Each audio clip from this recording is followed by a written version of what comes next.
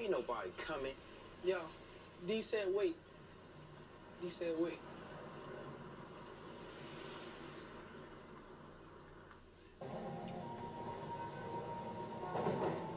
Tell you one thing. What's that? Motherfuckers got to connect. He the one that did Joe. Oh, no doubt.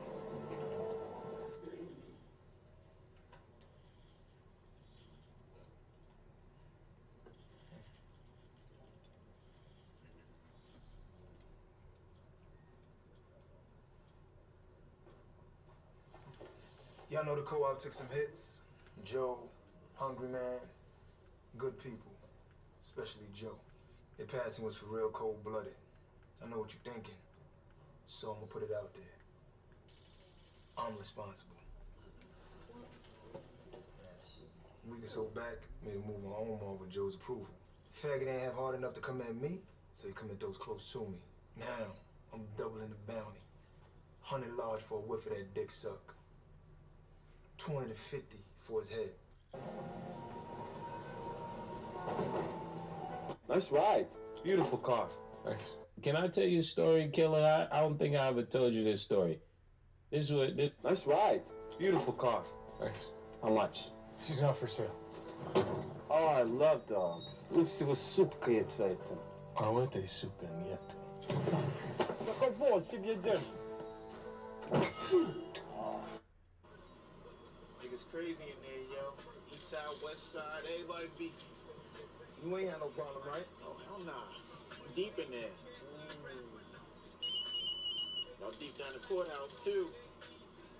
Said, nah, I ain't know what the fuck was gonna happen. Wondering, how y'all gonna make it happen for me, you know? Just look what y'all did with that security lady, though. Shit was tight, yo. It's not real to me, therefore it doesn't exist. So proof, Bamboo, son of a bitch. In the next 60 seconds, I'll show you how to predict stock moves using a basic trading indicator that...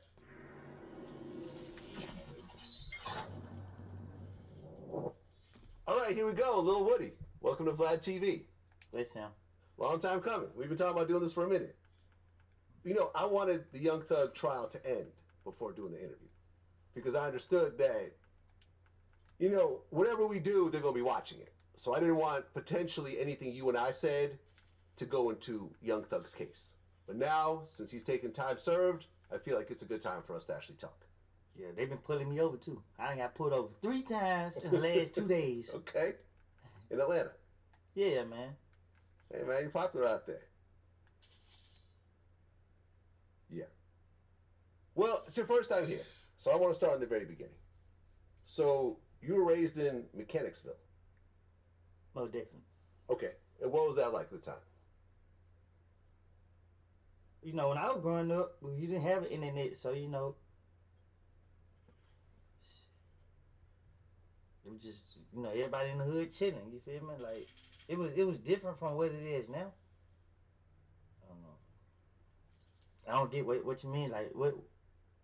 Well, okay, so let me rephrase that a little bit. You were growing up and you had 10 brothers and sisters. So it was a lot of kids in the house. How many boys, how many girls? 6 girls and it's 4 boys total. Okay, all the same parents? Yes, mom and dad. Oh, okay, they're busy. Right. Okay. Where are you in the... I'm the 7th child, the youngest boy. Okay. Now, when you were 10 years old, your dad died from cancer. Right. Okay. How did that affect you? Because your parents are still married, a lot of kids to take care of, and now the breadwinner is now gone. Well, it's like, I can't say it affected me, but I can't say it didn't affect me. Because I never got to see what the experience would be like. It's nothing I knew. I didn't know any better at the time. Like, and then I had a head injury, so I didn't really...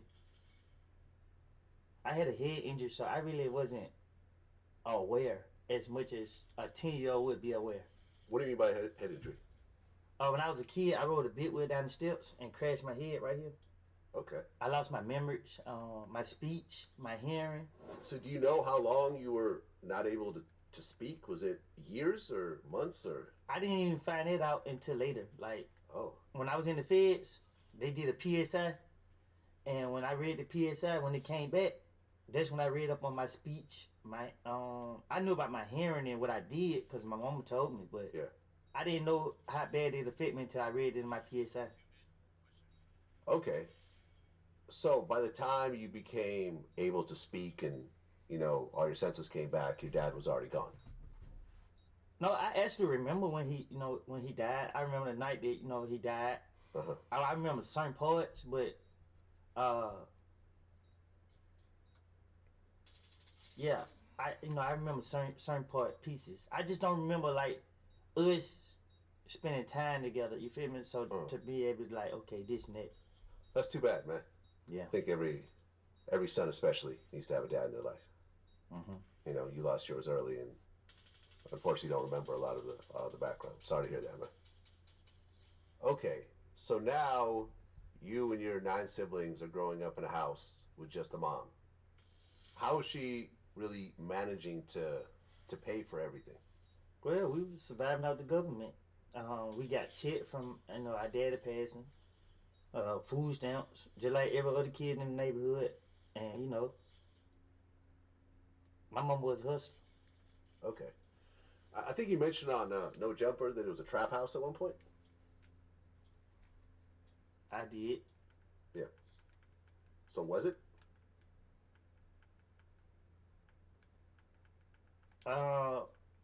Not like a trap house, like you know how you get a trap house, but I guess so to a certain extent. Okay, but you were actually seeing sales happen within the house, people coming in and out and everything else like that? It wasn't that type, like, you feel me? But that's what we grew up around. Okay. Well, then when you were 17, your mom died. She died, yeah. From what? I think the hospital killed her, but I'm let God deal with that and them people. But they claim it was cancer. Okay. And you and your mom were really close. I think, everybody had a bond. You know what I mean? Like, if you let one of my siblings say it, they'll say they were close. But to me, I think we was. Our birthday was like 3 days apart. I mean, you had said that she was the only one that really had control over you. Still to this day. So she would tell you to go do something and you would listen to her and nobody else. Well, let's just say I still been bad, you know what I mean? But I wasn't going to play with her. Okay, so before 17, when you were in high school, were you getting in trouble at all? Kicked out of school, suspended, arrests, anything? I was getting in trouble in school because I was taking special ed classes, and I wasn't gonna take them classes because I started going to class with the kids in my community. And you know what I mean? They just coming out and be like, look at Woody. Shit, nigga, this ain't by choice. You feel me? They by force. It's because of head injury? Yeah, because so they was like, they tried to prepare me like if I was to go completely deaf, I know sign language. But that's what I was thinking. Okay. Do you know sign language? Yeah, I do. Okay. Can you sign something real quick?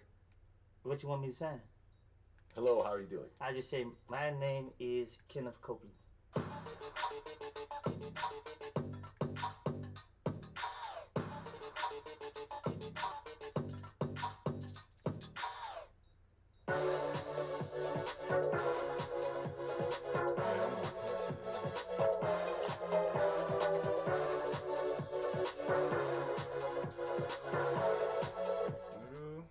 Oh, wow. Okay. Okay. So you're getting a little bit of trouble, but nothing too serious in high school. Right.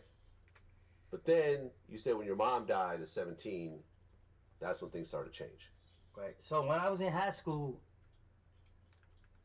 we get in a fight and skip classes. That's the more I did. When I got to high school, my neighborhood had beef with another neighborhood, and we all went to the same school and we ride together. But that's what it was, fight. So my mom come up to school, they let me go back. But when she died, yeah, another fight had broke out, and then it wasn't me this time. I was already suspended. but it's a kid from my neighborhood with the same nickname as me, and everybody was saying our nickname. And when I came back to school, the first day after she died, my first day back to school, they pulled me to the office and kicked me out. So I like, damn, I really didn't want to go to school, but it just like, damn, y'all gonna kick me out of school my first day back? Like, it wasn't no sympathy, but they said that the school was like, instead of sending you to an alternative school, we just gonna give you your withdrawal papers and you can go enroll in another Atlanta public school. I like, well, y'all could just keep that shit. I throw it in the trash and went on about my life. Okay, so you didn't graduate. No, I didn't. Okay, did you ever get your GED afterwards? Nope. Okay. I went to jail. Okay. Yeah. But you knew how to read and write and math and everything else like that? I comprehend every now and then on certain stuff, like, so it's just like, shit, I don't know. Okay. When I was in the class, they didn't teach, being in special classes don't teach you as regular classes did. Huh. You feel me? Like, I might was in middle school learning basic math. So, I learned, anything I know is come from what I seen as growing up in the streets. I mean, when you look back on it, do you feel that messed you up because you are now 17, 18 years old, you don't have a high school diploma, so you can't get certain types of jobs? You know, your reading and writing are not up to par, so it limits what you could do legally. I think I messed myself up when I crashed my head. Because it's like, later on down the line, it's all affected me. Like when I was going to school, I lost my drive for school when I couldn't play sports. I couldn't pass the physical. So when I was going to school, they not doing it as they doing it today, where deaf players can play in the NFL. They told me that I got a hearing problem. Somebody hit me too hard and knock out my hearing, you know. So I'm like, well, what's the purpose of going to school? I didn't think to be a lawyer, a doctor, someone that had to get a law degree or whatever. Not a law degree, but education. I thought about sports and that was it. Okay, well, you had a best friend named DB. Mm-hmm. He got killed. Yes. How old were you at the time? I don't keep up with the years. So he got killed in 2013. So that's like what, 11 years ago. I was like 22. Okay. How did he get killed? Coward ass drive-by. Drive-by. Yeah. Okay. After he got killed, you said, I had to go terrorize. What does that mean? Exactly what it sounded like it meant. So you were just angry and wanted payback for the situation. I was just angry with society, period. You know what I mean? So I didn't care. I just went outside and just lived my life every day on the edge. Without naming any names, did you know who did it? I know. No. No. Did that bother you? That your best friend just got killed and you don't know who's behind it? It still do bother me because it's like, he's the type of person just stand out. So it's just like, I don't believe in mistakes. You feel me? From the way he dressed, the way he walked, you know what I mean? You could tell it was him. And he never had enemies or never bothered nobody. Sorry for your loss, man. That's too bad. You know, might have even been mistaken identity. That shit happens too. Nah, ain't no such thing as mistaken identity, man. Niggas just, like I said, niggas just cowards, man. You know what I mean? Pulling up, showing their eye closed. Warning. Don't believe the AI trading hype until you watch this entire video. Hi, I'm...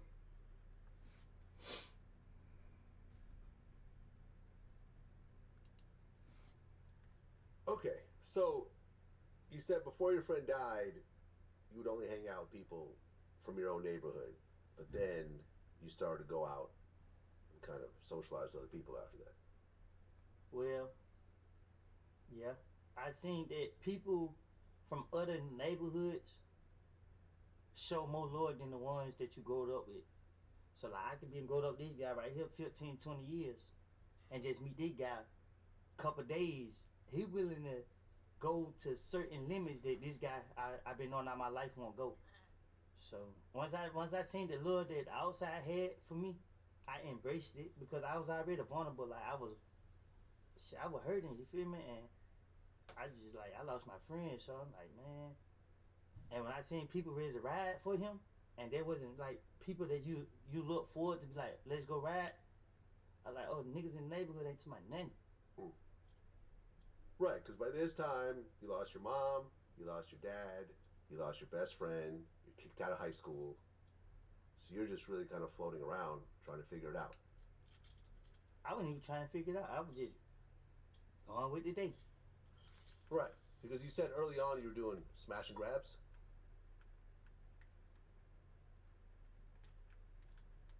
What about it?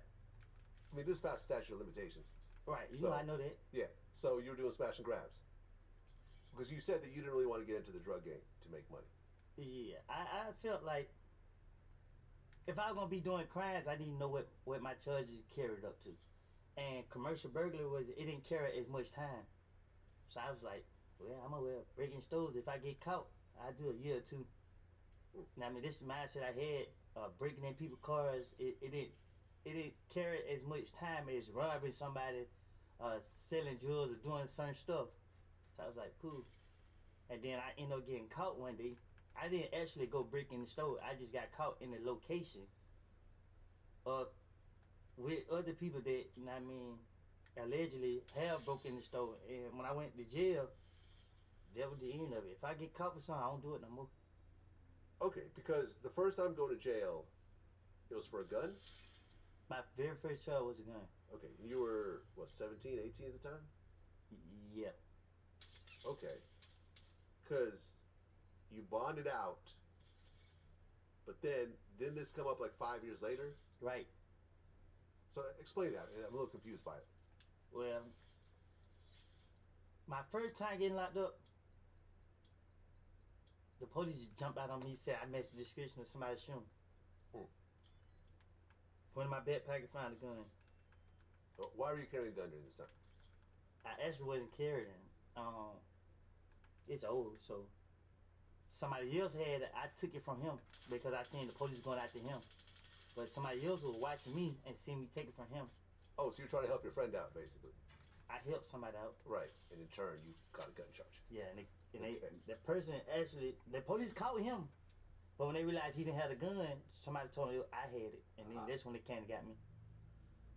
Okay, so you caught that gun charge, you bonded out, and then you actually got pressured to plead guilty to that gun charge, right? Right. So what they did was, that was like 2008 or 9.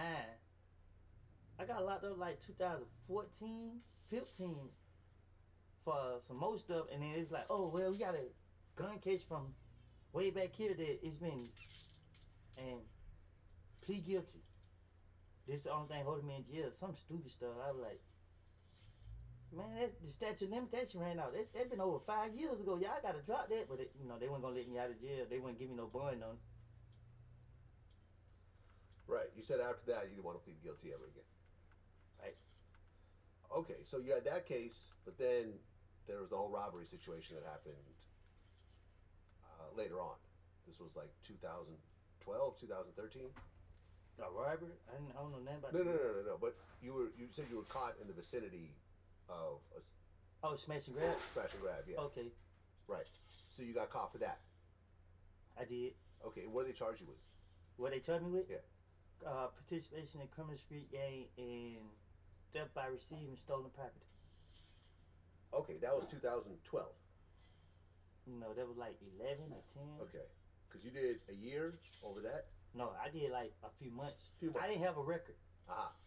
And like the clothes that I had on, when they looked at the surveillance camera, those clothes was never on camera. I had on like a green shirt, like I had on bright colors. So they gave me a gang charge and saying that I was received stolen property. But I got a signature bond like within I think I did 2 or 4 months, and got a signature bond, got out, and I didn't plea out to it. I told them I'd go to trial before I take a plea. So they dropped the gang charge and made me plea out to the theft charge, 6-month probation. I've turned over 500 average 9-to-5ers into profitable traders in just 8 weeks using a little known 3-phase system. And if I can't do the same for you, I'll personally hand you $7,000 worth of product. No, seriously, if you use this 3-phase system and you aren't able to become a profitable trader after 8 weeks of using it, you don't pay for it. And I'll mentor you for free until you become a profitable trader. But you see, the thing is, when people do use it, they get crazy results. That's why Okay. So then you get out around what, 2012, 2013? I think I got it like 2011. Okay. Got it. Well, at one point you end up having a daughter. Yes. And you said that kind of made you change a little bit. Ain't no kinda. It opened my eyes and slowed me down. Right. Now you have a little person who's responsible, you're responsible for. Well, you had 2 kids around the same time, right? Actually, it was more than that, but 2 was born. Okay. Now, at what point do you actually meet Young Thug? Around the time my friend died and my baby mama was pregnant. Okay. Got pregnant. And how'd you guys initially meet?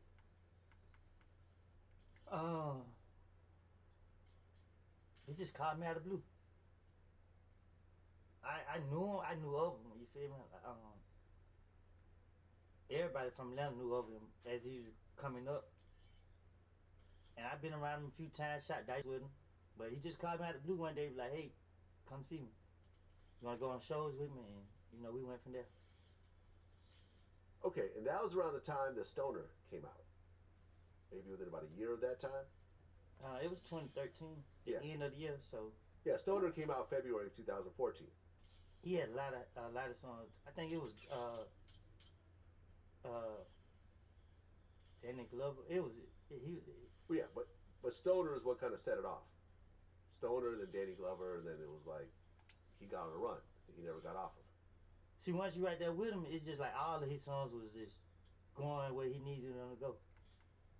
So how did it feel? You got this friend who is now becoming, because there's so many rappers in Atlanta that are trying to make it. They're trying to, they're going to the studio, they're uploading SoundCloud, but when Young Thug came out, especially with Stoner, it was like everyone started paying attention.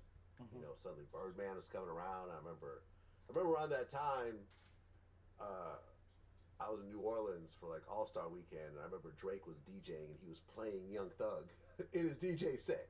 And this was, what I'm saying, Stoner had just come out, and Drake was already on it, is what I'm saying. Mm-hmm. So suddenly all the biggest people in the game were now gravitating towards Young Thug. Right. So how was that, seeing that in the early stages? Girl, you heard what I said. I had more than 2 girls pregnant. That's for just being around, huh? Just for being around. Just for being around. I had to tell them girls, look, he the one rich, not me. Y'all gonna put them kids on him. Okay, and did you start using YSL Woody around that time? I never put YSL on my name. I always be like, I'm around them, so it was just like, I always said my affiliation to what I was, but people they never caught it because I just wasn't. I didn't see it as a trend. You feel me? I seen it as a way of life. But when people see you running with people, they just automatically just label y'all one thing. But I'm around with them like 4 flat tires though. So. Right, and you were showing up in the music videos. Yeah. He was mentioning you in songs. Mm-hmm. So it seemed like you guys were tight. Oh no, I got your back. Right. Well, a beef started between Thug and Lil Wayne, and that culminated in Lil Wayne's tour bus getting shot up in 2015. I was in jail. Right. Pee Wee Roscoe ultimately pled guilty to that shooting. Did you know Roscoe? I knew Roscoe. But you weren't close to him. Yeah, I was. Okay. When you heard about that situation, what did you think? Well, if I don't got nothing to do with it, I don't get in that business. So I didn't. When I heard, I was just like, I was in jail. What were you in jail for at that time? Shoplifting. Shoplifting. Okay. Yes, and I'm a blue jean bandit, man. Well, I like going in the store stealing. So I don't come when the clothes. Okay. And they had me in there for stealing ink cartridges. Ink cartridges. No bun. So, I mean, look, at this point, it's all done. Are you saying all this was false? Right, it was. Right, real talk. I had like